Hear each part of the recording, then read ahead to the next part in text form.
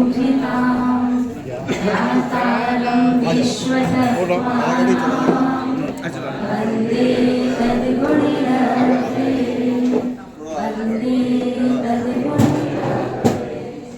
जय बोले पंचकवि श्री भगवानी की, श्री महावीर भगवानी की, आचार्य भगवत उमा स्वामी मुनिराज की, दस लक्षण पर्व की, परम श्रद्धेय परम पूजनीय मम शिक्षा दीक्षा गुरु गणनी यानिका श्री सौम्यनंदिनी माता जी की जय। जो 105 गणनी यानिका श्री योगनंदिनी माता जी की जय। समस्त तारिका संघ की जय।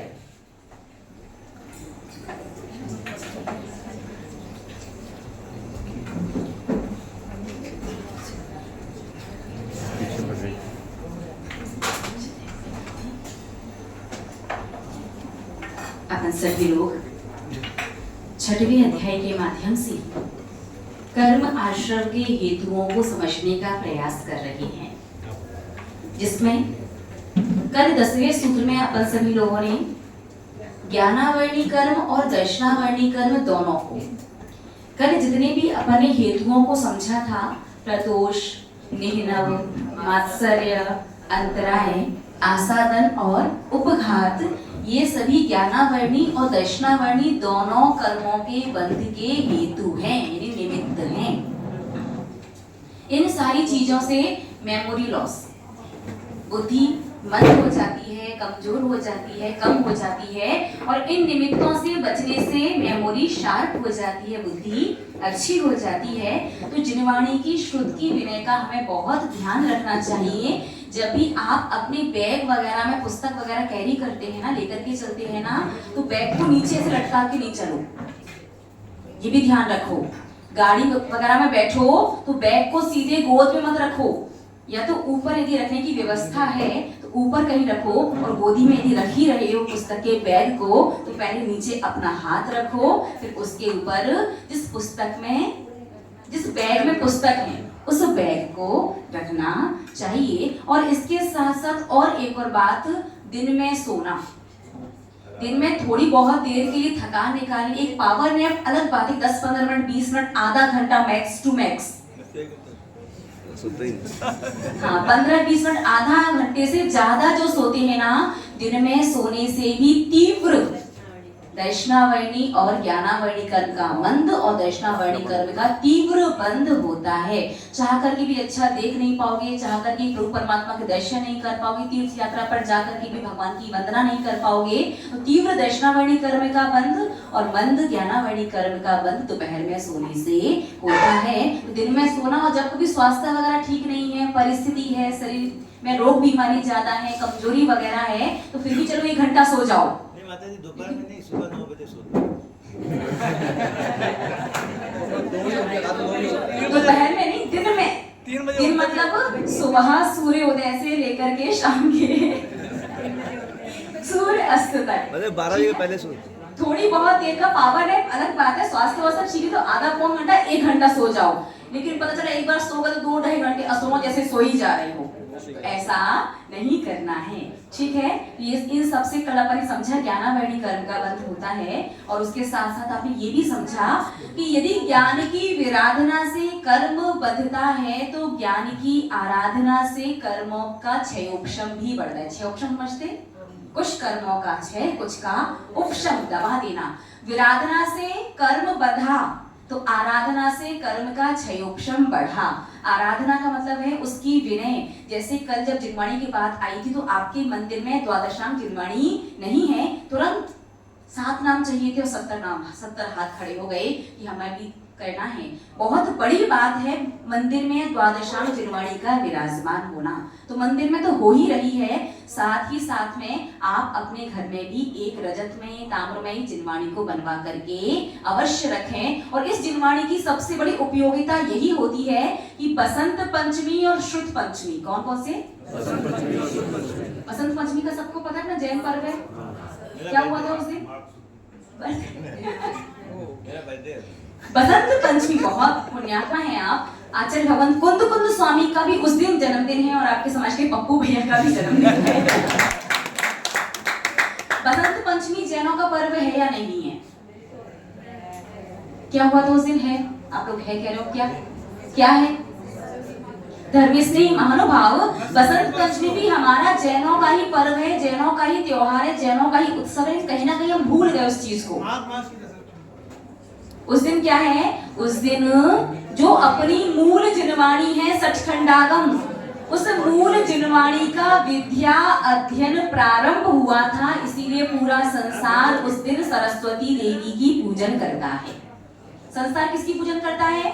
सरस्वती देवी की। तो उन लोगों ने तो उस चीज को उस तरह से पकड़ रखा है, लेकिन हम कहीं ना कहीं उस बातों को भूल गए हैं। बसंत पंचमी वाले दिन मूल जिनवाणी सचखंडगम जो ग्रंथ है, उसका जो मूल ज्ञान है, भगवान महावीर स्वामी से जो मूल जिनवाणी प्रवाहमान हुई थी, और उस जिनवाणी के एक अंक के अंश के मूल ज्ञान का विद्या अध्ययन किस दिन प्रारंभ हुआ था?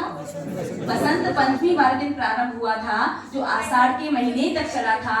उसके बाद चातुर्मास में उसका लेखन कार्य शुरू किया गया, और वो लेखन कार्य अगली शुद्ध पंचमी पर पूर्ण हुआ था। तो बसंत पंचमी भी हम जैनों का ही त्योहार है, और शुद्ध पंचमी भी जैनों का पर्व है। इन दोनों ही दिन विशेष रूप से ज्ञान की आराधना की जाती है।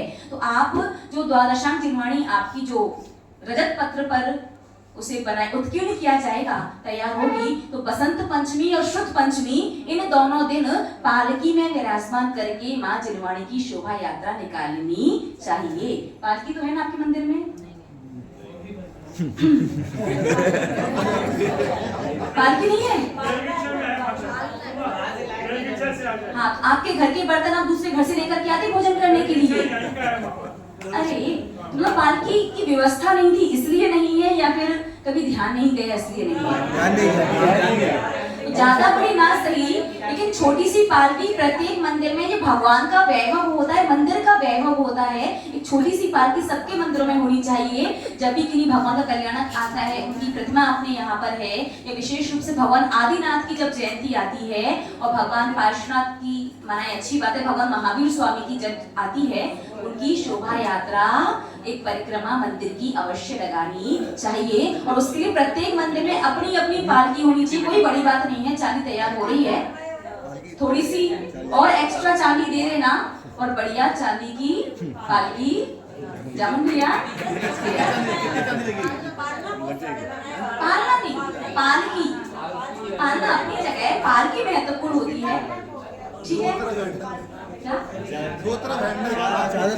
चार लोग पकड़ने वाले, तो ठीक है, बिल्कुल दीपावली तक पालकी बन जाए, जिनवाणी बन जाए, जिनवाणी का स्टैंड बन जाए, तीनों चीजें बन जाए। तो समाज वालों, आप सबको चांदी देनी है, और बढ़िया चांदी की पालकी, वो भगवान की जब भी शोभा यात्रा निकलेगी, या माँ जिनवाणी की शोभा यात्रा वर्ष में, उस जो द्वादशांक जिनवाणी तैयार हो रही है, उस जिनवाणी की वर्ष में 2 बार शोभा यात्रा जरूर निकालना। कौन कौन सी बार? बसंत पंचमी और शुद्ध पंचमी। जिनवाणी को माँ पालकी में विराजमान करके बढ़िया आप उसकी पूरी परिक्रमा निकालना। जिनका भी ज्ञानावर्णी कर्म का विशेष उदय चल रहा हो, जिनके बच्चे पढ़ने में कमजोर हो, कई बार प्रयास करने के बाद भी जीवन में सफलता नहीं मिल रही हो, अपने कार्य क्षेत्र में अच्छा प्रोग्रेस नहीं कर रहे हो, उन्नति नहीं हो रही हो, प्रमोशन वगैरह नहीं हो रहा हो, वो सभी लोग उस दिन बसंत पंचमी शुद्ध पंचमी वाले दिन जब माँ जिनवाणी पालकी में विराजमान होगी, तो उस पालकी में अपना कंधा लगाना, और 7 कदम ही चलोगे ना, विशेष रूप से शुद्ध ज्ञानावर्णी कर्म की जो है वो 6 उपशम उसका बढ़ता है। तो 2 दिन तो पालकी निकालनी है। उसके अलावा भगवान आदिनाथ का जन्म कल्याण कोशिश करो, अगर उस दिन भी निकाल सको, और भगवान महावीर स्वामी का उस दिन क्या करते हैं आप महावीर जयंती पे? बड़ा जुलूस निकलता है। जुलूस तो पूरा निकल गया। अपनी कॉलोनी में क्या करते हैं? कुछ नहीं करते। कैसे निकाल रहे हो? 3 फेरे इसी मंदिर के। 3 फेरे निकालते कैसे हो? भगवान को किसमें लेके जाते हैं? तो ऐसे खुद घूम करके आ जाते हो, मॉर्निंग वॉक जैसी करके आ रहे हैं। कुछ अवसर ऐसे होते हैं, सुनिएगा, देखिएगा, जब श्री जी नगर भ्रमण पर निकलते हैं, बड़े पुण्यात्मा होते हैं वो। देखो वैसे हर रोज लेके मत चल देना पुण्यात्मा सुन करके। जब श्री जी नगर भ्रमण पर निकलते हैं ना, तो चारों तरफ सुभिक्षता वाले परमाणु फैलते हैं। भारी बीमारी, महामारी वगैरह जो रोग बीमारी के परमाणु हैं, संक्लिष्टता के परमाणु हैं, दुख क्लेश के परमाणु हैं, और चारों जो त्रास के त्राही के जो परमाणु होते हैं ना, तो वर्ष में 1 बार तो हमेशा श्री जी को मंदिर से बाहर निकलना ही चाहिए। नगर भ्रमण पर 1 बार निकलने से उस मंदिर से जुड़ी हुई जितनी भी आसपास की समाज होती है ना, समाज में सुख शांति समृद्धि संपन्नता और सबसे भी आत्मिक संतुष्टि बढ़ती है। रोग बीमारी महामारी जैसे परमाणु तत्वों का क्षय हो जाता है। श्री जी जब नगर भ्रमण पर निकलते हैं तब, तो साल में एक बार तो मंदिर से श्री जी नगर भ्रमण पर निकलने ही चाहिए। कब निकलना है वो अपने हिसाब से, कब निकलते हैं? 2 बार कब निकलते हैं? नहीं निकलते, आश्चर्य की बात है। तो भगवान महावीर स्वयं मूल नायक हैं, महावीर जयंती पर तो निकालना ही निकालना। उसके अलावा अगर भगवान आदिनाथ की जयंती पर भी निकाल सको, वे अपने प्रथम तीर्थंकर हैं। आपका इतना सा तो मंदिर है, यहाँ से वहाँ और कितनी बढ़िया व्यवस्था है, परिक्रमा भी हो जाती है और उनको छोटा सा भी रहता है। तो बढ़िया अच्छी रजत में सुंदर सी पालकी तैयार करना, और कम से कम अगर संभव हो 2 बार अच्छी बात है। तो महावीर जयंती पर पालकी में श्री जी अवश्य नगर भ्रमण के लिए निकालना, और 2 बार माँ जिनवाणी बसंत पंचमी और शुभ पंचमी। बसंत पंचमी और शुभ पंचमी पर जब माँ जिनवाणी चांदी की है पालकी में विराजमान होगी, उसमें स्त्री वर्ग भी सोने के कपड़े पहन करके बिना चप्पल जूते की, है ना, इसलिए चप्पल ऊपर पहन के आ गए, वो भी उसमें कंधा लगा सकती हैं और शुद्ध ज्ञानावणी कर्म का क्षम बढ़ा सकती हैं।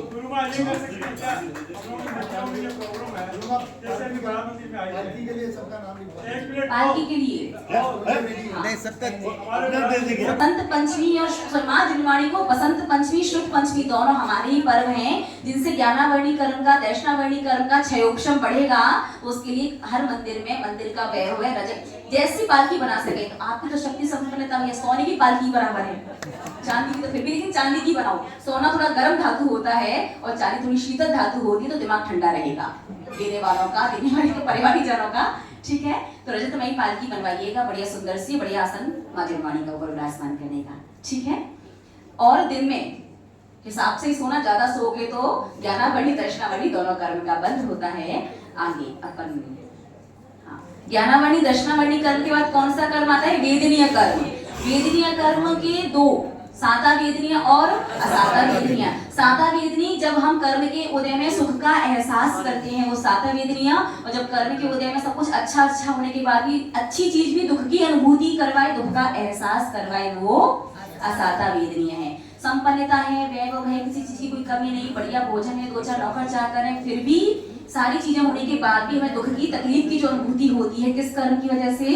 असाता वेदनीय कर्म की वजह से होती है।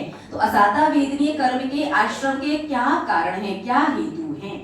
दुख शोक तापाक्रंदन वद परिदेव नान्यात्म परोभय स्थानान्य सद्वेदस्य। पढ़िए, परिदेव नान्यात्म परोभय स्थानान्य सद्वेदस्य। अर्थात अपने आप को देना या दूसरों को क्या देना? दुख।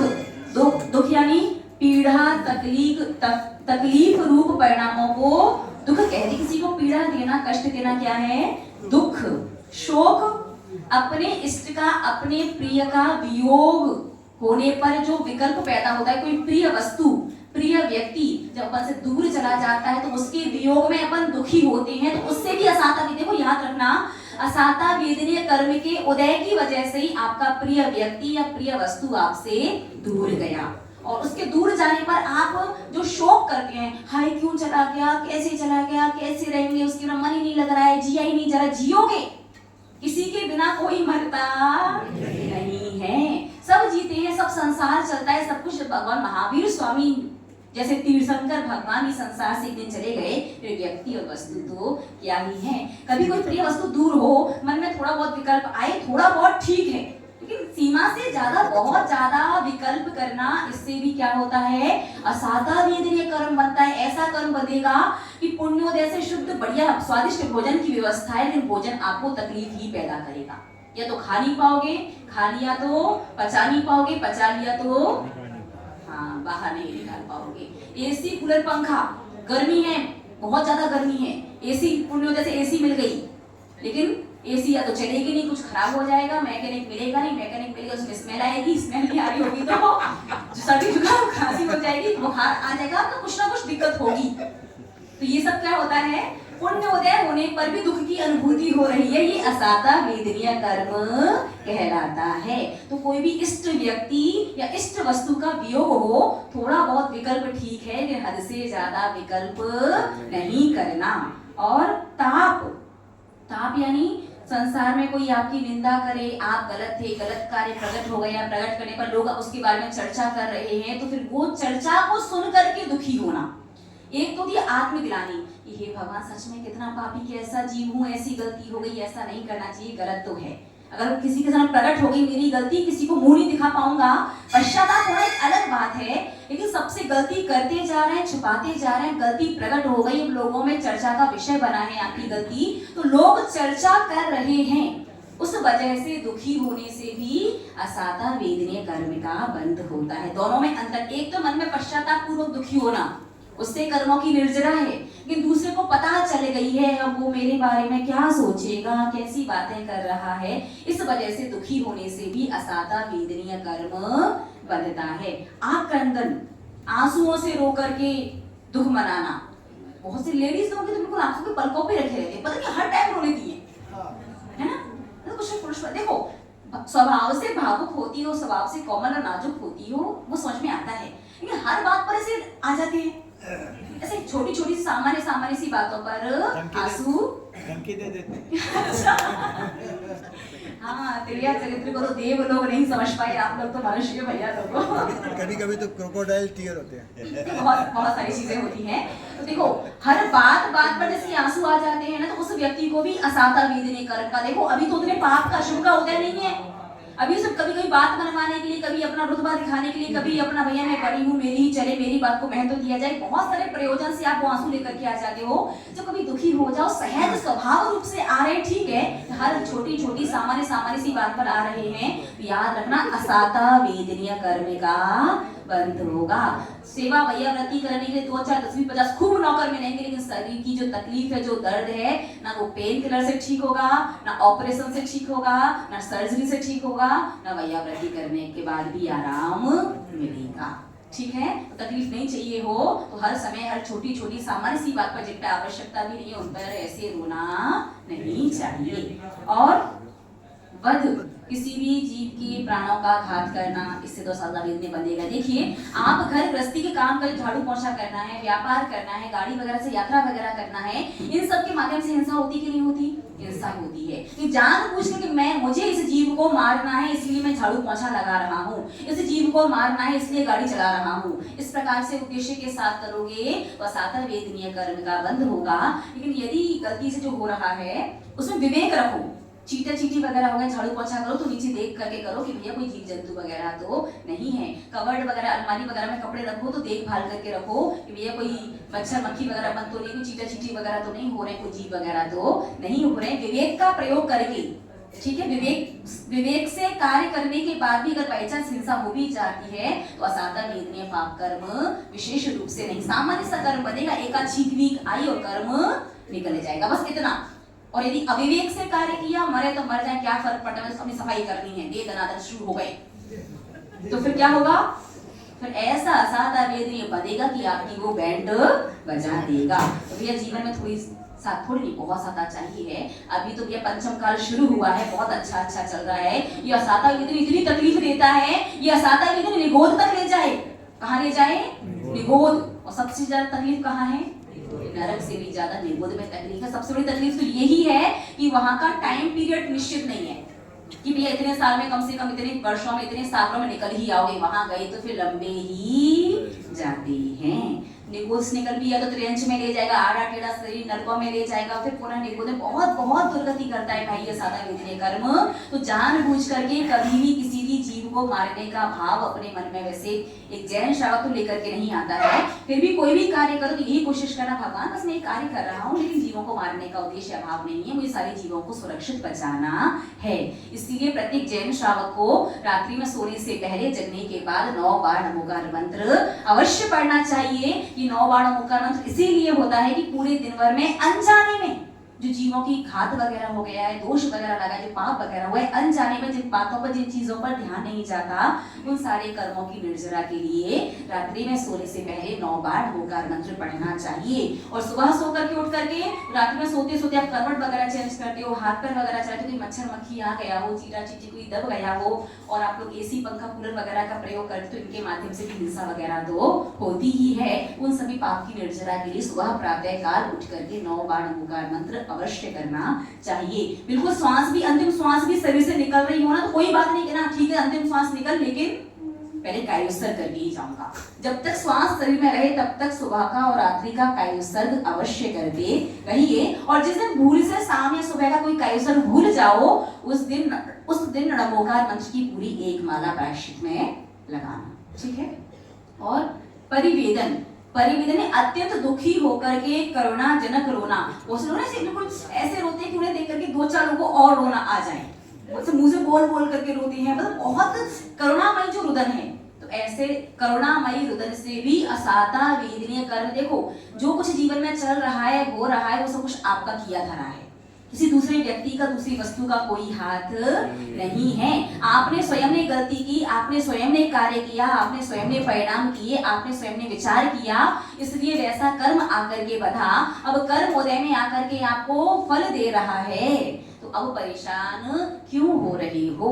समता से शांति से सहन करो। भगवान मेरे पाप का कर्म का उदय है, मेरे अशुभ कर्म का उदय है, भगवान मुझे शक्ति दो कि मैं इस कर्म को बर्दाश्त कर सकूं और पुनः नवीन कर्मों को ना बांधूं। ऐसी भगवान से प्रार्थना करो। अत्यंत दुखी होकर के करुण स्वर में बिलख बिलख करके फूट फूट करके रोने से भी असाता वेदनीय कर्म बनता है। ये सारी चीजें अपन स्वयं करते हैं तो भी बनता है, और अपने निमित्त से दूसरों को करते हैं तो भी बनता है। सामने वाला व्यक्ति दुखी होने के लिए आपको निमित्त बना ले, इसमें आपको कोई भी दोष नहीं लगेगा। क्या समझ में आया? कि सामने वाला जानबूझ के आपसे आप आओ हमारे यहाँ आओ, हम मुझे पकड़ के बैठ गया, ऐसे थोड़ी चलता है। अब वो दुखी हो रहा है, बार बार आप नहीं जा पा रहे हैं, तो अगर सामने वाला जानबूझ करके चला करके आपको निमित्त बना रहा है तो आपको कोई भी दोष नहीं है। लेकिन आप निमित्त जानबूझ करके बन रहे हो तो आपको दोष अवश्य लगेगा, अनजाने में बनोगे तो भी दोष अवश्य ही लगेगा, ठीक है। तो इन सब के माध्यम से असाता वेदनीय। अब मन में भैया असाता वेदनीय से क्या करना है? हमें तो साता वेदनीय का बताओ कि साता वेदनीय पुण्य कर्म ऐसा कर्म कैसे बने। यदि हम कंकड़ पत्थर पर भी चले तो उनसे भी हमारे पैरों में तकलीफ ना हो, वो कंकड़ पत्थर भी हमारे पैरों में एक्यूप्रेशर का काम करे, ऐसे ऐसे पॉइंट्स दब जाएं कि कई वर्षों की बीमारी ठीक हो जाए। जब साता वेदनीय कर्म का उदय आता है ना, तो यदि पापोदय से आपको कंकड़ पत्थर की जगह मिली है, गाड़ी भी खराब हो गई, चप्पल भी टूट गई, अब नंगे पांव चलना है, गर्मी का समय है, प्यास भी लग रही है, रोड भी चुभ रही है, फिर भी वो चुभने वाली रोड भी एक्यूप्रेशर एक्यूपंक्चर का काम करेगा। ऐसी रोग बीमारी पैरों में पॉइंट्स दबा करके ठीक कर देगा जो कई वर्षों पर इलाज करवाने के बाद भी ठीक नहीं हो रही होंगी। ऐसा होता है साता वेदनीय कर्म। वो रूखा सूखा भूखने लग रही है, इच्छा नहीं हो रही, कमजोरी भी आ रही है, आपने थोड़ा बहुत एक आध चम्मच चावल खा लिया, एक आध गिलास रोटी का ले लिया, फिर एक आध कुछ थोड़ा बहुत जो भी आप खाते ले लिया, उतने से भी 24 घंटे निकालने की शक्ति आ जाए, शरीर में एनर्जी आ जाए, ऐसा होता है साता वेदनीय कर्म। साता वेदनीय कर्म का कहना ही क्या, यहाँ तक कि तीर्थंकर जैसी पुण्य प्रकृति में भी साता वेदनीय कर्म निरंतर आता और जाता रहता है। महानुभाव, साता वेदनीय कर्म किन किन निमित्तों से बनता है ये तो सूत्र में अपन समझेंगे, सूत्र नंबर 12 में। इसके साथ साथ एक और विशेष बात समझिए। अगर आपको याद हो, गणधर वलय विधान वाले दिन आपने विशेष रूप से कौन सी द्रव्य चढ़ाई थी? हाँ, लाडू चढ़ाए थे, नैवेद्य चढ़ाई थी, मीठा। तो पता है साता वेदनीय कर्म का 9 कर्म मीठा है। श्री कृष्ण जी की कहानी कथा सुना होगा आप लोगों ने कि जब वो भगवान नेमिनाथ के दर्शन करने के लिए जा रहे थे तो द्वारिका से कहाँ जाना है उनको?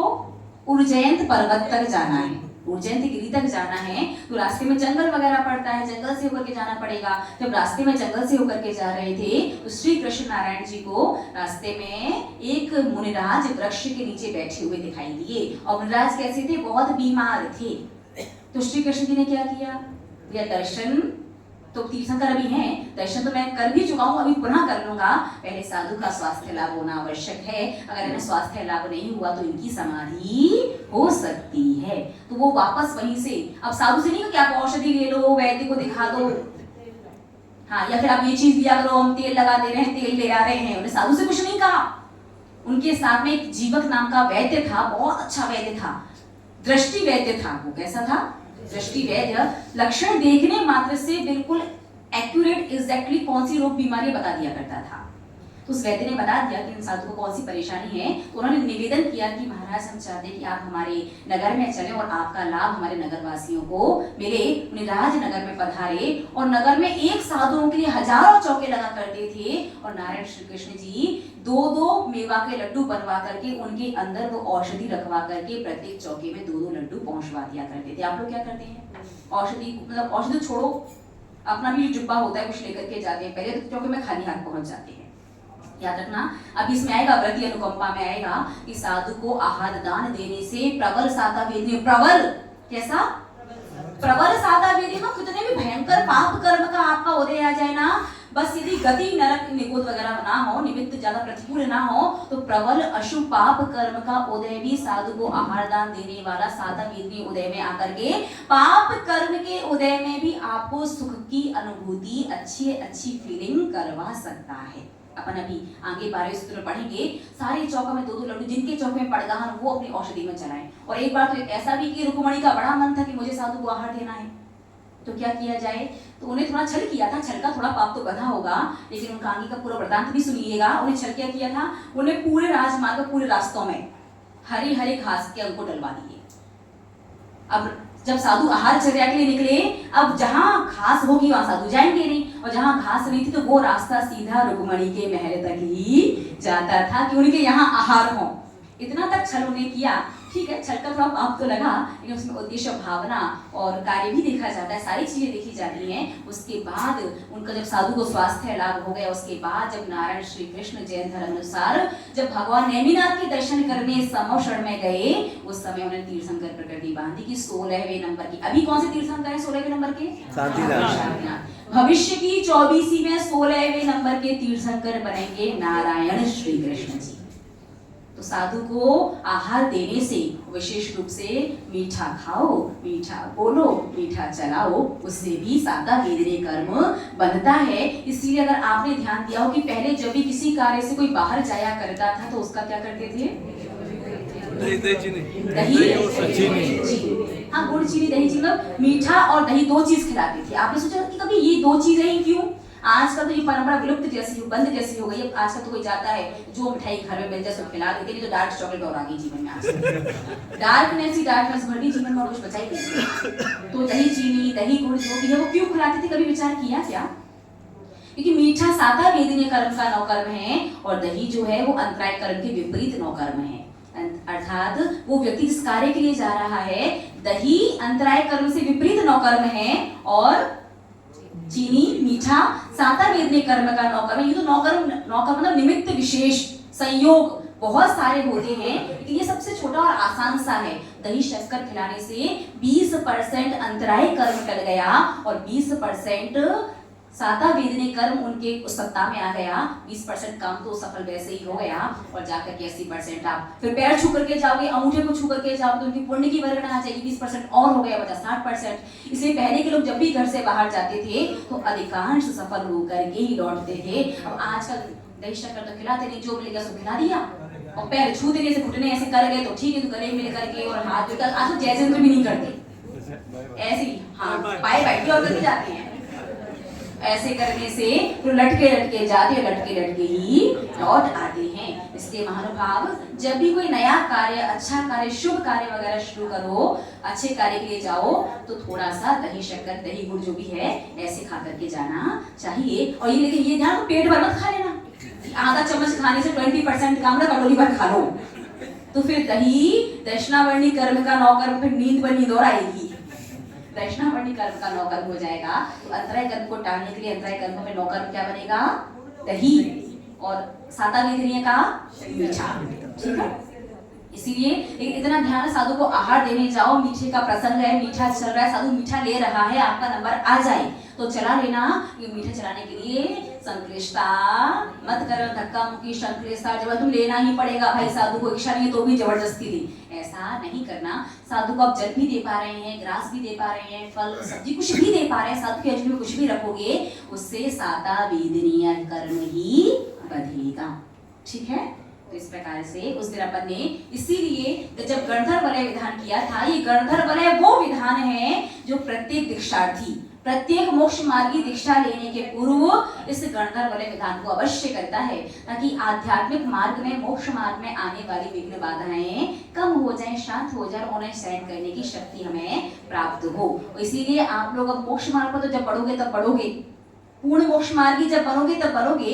एक देश मोक्ष मार्गी श्रावक बनता है, वो मोक्ष मार्ग, अध्यात्म का मार्ग, धर्म का मार्ग निर्बाध रूप से आपके चलता रहे। इसलिए अपने गणधर वाले विधान मीठा चढ़ा करके विशेष रूप से किया था, साता विधने के लिए। ठीक है, तो चलिएगा इस सूत्र को अपन कल समझेंगे कि 6:45 हो चुके हैं। अब अपन 10 अध्याय के अर्घ चढ़ाते हैं। आज धूप दशमी का दिन भी है, संक्षिप्त में बता देते हैं। कथा सभी ने सुनी होगी। उस रानी ने वन भ्रमण के लिए जा रही थी। 2 कथाएं मिलती हैं, मतलब 2 प्रसंग मिलते हैं। कहीं कहीं प्रसंग मिलता है कि उसने पान की पीक मुनिराज पर थूक दी थी, और एक प्रसंग मिलता है कि वन भ्रमण के लिए जा रही थी। राजा ने कहा, मासोपवासी इतने दीर्घ तपस्वी साधु हमारे नगर में पधारे हैं, इन्हें आहार चर्या देनी चाहिए। तो रानी जब लौट करके इसका मन बड़ा दुखी हो गया कि महाराज की वजह से मैं घूमने नहीं जा पाई। उसने कड़वी तुमड़ी तोड़े, कड़वी तोड़े, इतनी कड़वी थी वो तोड़ई, उसका आहार दिया।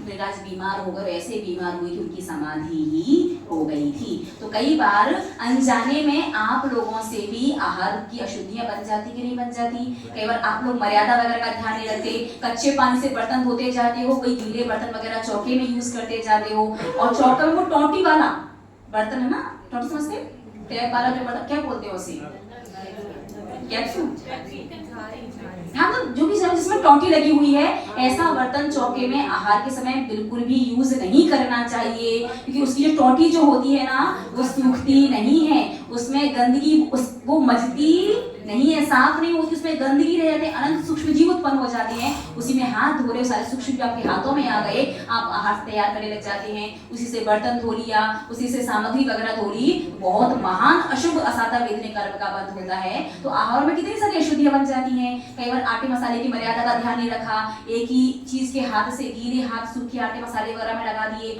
अगर गीले आपके पानी वगैरह के हाथ सूखे आटे मसाले वगैरह में लगाओगे तो भी उनकी मर्यादाएं 24 घंटे से ज्यादा फिर नहीं रहती। तो आहार वगैरह में बहुत प्रकार की अशुद्धियां वगैरह बन जाती हैं। तो धूप दशमी का जो व्रत है, उस रानी ने 2 कथानक में एक थूक का मिलता है और एक कड़वी तुमड़ी का मिलता है, जिसकी वजह से उसे भैंसा बनना पड़ा, सूकरी बनी, कुकरी बनी, गधी बनी, चांडर की पुत्री बनी। शरीर से ऐसी भयंकर दुर्गंध कि किलोमीटर दूर भी कोई आना पसंद ना करे। घर परिवार जन ने उसे घर से निकाल दिया। मुनिराज ने उसे समता पूर्वक व्रत के विषय में कहा, भगवान के पंच अनुव्रत वगैरह दिलवाए, उसे कुछ समतापूर्ण परिणामों से मरण करके से उसके यहाँ कन्या बनी। फिर उसने सुगंध दशमी व्रत किया था, जिसके माध्यम से वो मुनिराज को जो उसने कड़वी तुमड़ी का आहार संबंधी जो दोष हुआ था, मुनि निंदा संबंधी जो दोष हुआ था, वो दोष उसका दूर हुआ। फिर सुगंधा नाम की कन्या बनी, फिर आगे चल के वो तिलकवती वगैरह बनी, और उससे उसे राजा जैसे पति का सहयोग मिला। इसलिए लोगों को लगता है, पत्नियों को लगता है कि उनकी पत्नियां उनके लिए रख रही हैं व्रत, ऐसा नहीं है, उनके लिए नहीं रख रही हैं।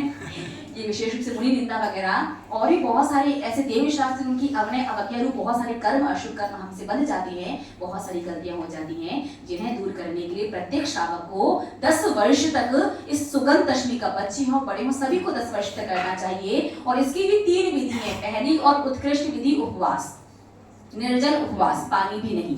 दूसरी मध्यम विधि है कांजी, कांजी मतलब इमली का पानी या छाछ।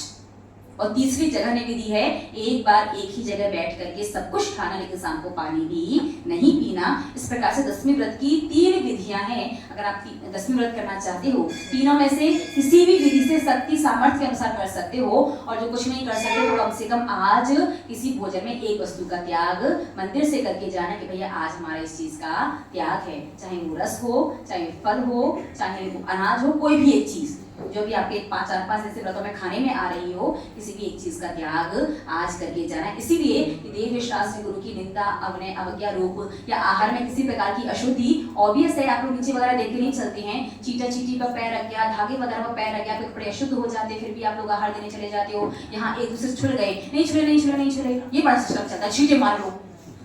ये छींटे वाला जो सिस्टम है ना, ये छींटे वाली शुद्धि की व्यवस्था पता किस लिए है?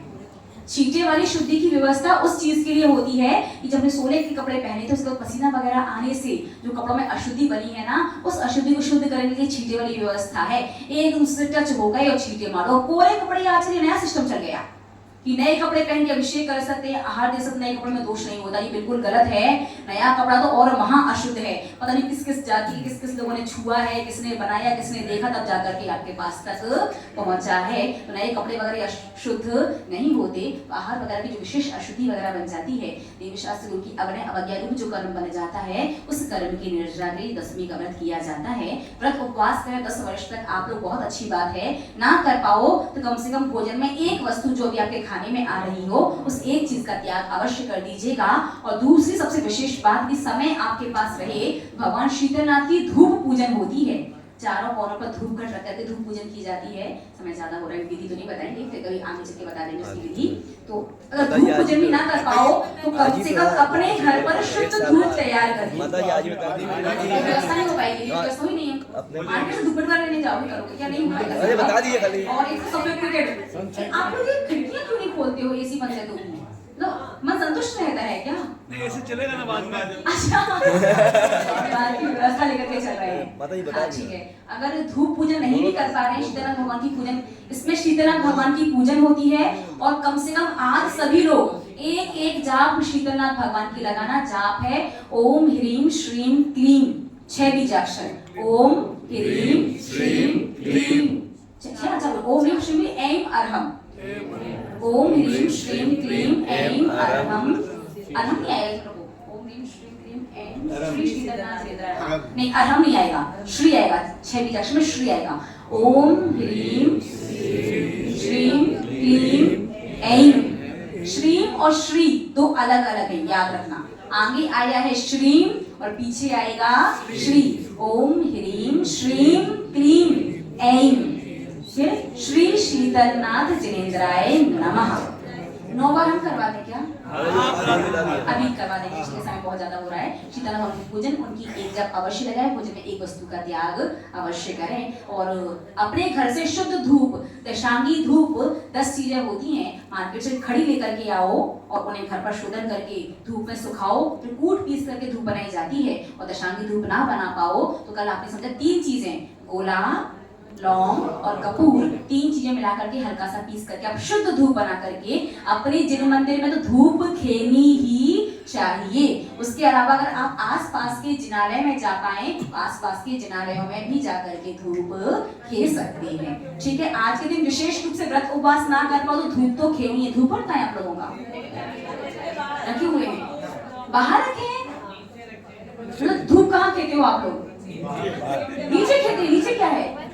नीचे किसको खेल रहे हो? मतलब एसी डाल लेगा। नहीं तो जब पूजन वगैरह विसर्जन हो जाए ना तो खिड़कियां वगैरह खोल देना और धूप भगवान के समक्ष ही खेली जाती है। नीचे किसके सामने खेल रहे हो? इसीलिए फिर कल कटता नहीं है, तो मौज मस्ती में हो, चौरंगी वाला समझ में आ रहा है ज्यादा। ठीक है, तो भाई बहुत ज्यादा बड़ा धूप कट मत रखना, ज्यादा धूप मत खेलना कि धुआं सफोकेशन हो जाए। थोड़ी थोड़ी सी ऐसे 2 अंगुली बीच के ऊपर से लेकर के थोड़ी थोड़ी सी धूप पीना। और पूजन होने के बाद धूप घट को जमुन भैया कहाँ रखोगे? ऊपर।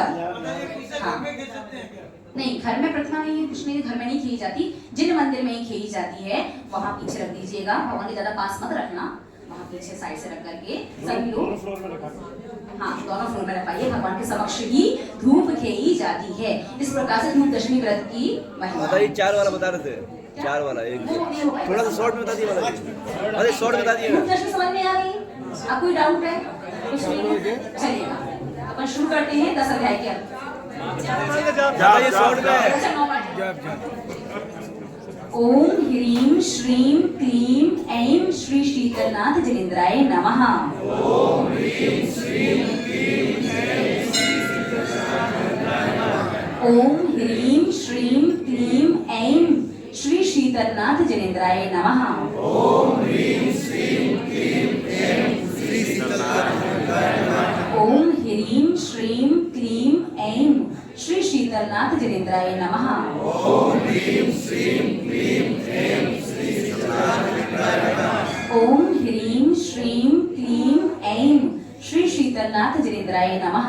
ओम ह्रीम श्रीम क्लीम ऐं श्री शीतलनाथ नमः। ओम ह्रीम श्रीम क्लीम ऐं श्री शीतलनाथ जिनेन्द्राय नमः। ओम ह्रीम श्रीम क्लीम ऐं श्री शीतलनाथ नमः। क्लीं ऐं श्री शीतलनाथ जनेन्द्राय नमः। ओम ह्रीं श्रीं क्लीं ऐं श्री शीतलनाथ जनेन्द्राय नमः। ओम ह्रीं श्रीं क्लीं ऐं श्री शीतलनाथ जनेन्द्राय नमः। ओम ह्रीं श्रीं क्लीं ऐं श्री शीतलनाथ जनेन्द्राय नमः। ओम ह्रीं श्रीं क्लीं ऐं श्री शीतलनाथ जनेन्द्राय नमः। ओम ह्रीं श्रीं क्लीं ऐं श्री शीतलनाथ जनेन्द्राय नमः। एम नहीं होता, ऐम है। ए पर ऐ की मात्रा है, ऐम। ठीक है, तो नौवा अच्छे से तो पढ़ना। ओम ह्रीं श्रीं क्लीं ऐं श्री शीतलनाथ जनेन्द्राय नमः। ओम ह्रीं श्रीं क्लीं ऐं श्री शीतलनाथ जनेन्द्राय नमः। अष्टांग समिदर्शनाय नमः, अष्टांग समिज्ञानाय नमः, त्रयोदश समिचारित्राय नमो नमः। आप लोग पढ़ेंगे तो सदा कि हम पढ़वाएं? समझ आ रहा है क्या? भैया लेट तो नहीं हुए? नहीं। चलिए, सम्यक दर्शन ज्ञान चारित्राणि मोक्ष मार्गः तत्वार्थ श्रद्धानं सम्यक दर्शनम् तन्निसर्गा दधिगमत्वा जीवाजीवाश्रव बंध संवर निर्जरा मोक्षास्तत्वम् नाम स्थापना द्रव्य भाव तस्तन्यासः प्रमाण नैरधिगमः निर्देश स्वामित्व साधनाधिकरण स्थिति विधानतः सत संख्या क्षेत्र स्पर्शन कालांतर भावाल्प बहुत्वैश्च मति श्रुतावधि मना पर्याय केवलानि ज्ञानम् तत्प्रमाणे आद्ये परोक्षं प्रत्यक्ष मन्यत् मति स्मृति संज्ञा चिंता विनिबोध इत्य